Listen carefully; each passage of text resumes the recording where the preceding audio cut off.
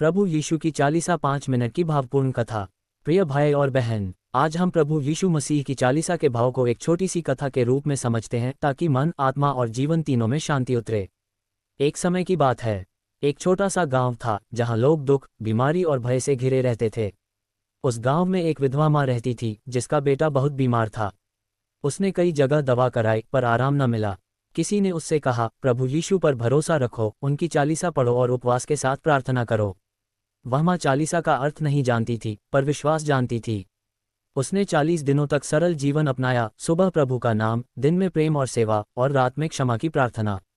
वह हर दिन कहती, प्रभु मैं योग्य नहीं पर आप दयालु हैं। इन 40 दिनों में उसका मन बदलने लगा। डर कम हुआ, क्रोध शांत हुआ और आशा बढ़ी।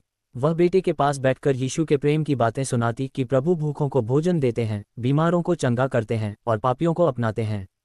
एक रात उसने सपना देखा, प्रभु यीशु उजले वस्त्रों में आए, उनके चेहरे पर करुणा थी। उन्होंने कहा, डरो मत, विश्वास रखो, प्रेम में बने रहो। सुबह होते ही बेटे की हालत सुधरने लगी। धीरे धीरे वह चलने लगा, हंसने लगा। पर इससे भी बड़ा चमत्कार ये था कि उस माँ का हृदय बदल चुका था। अब वह दूसरों की मदद करने लगी, भूखों को खिलाने लगी और टूटे दिलों को ढाढ़स देने लगी।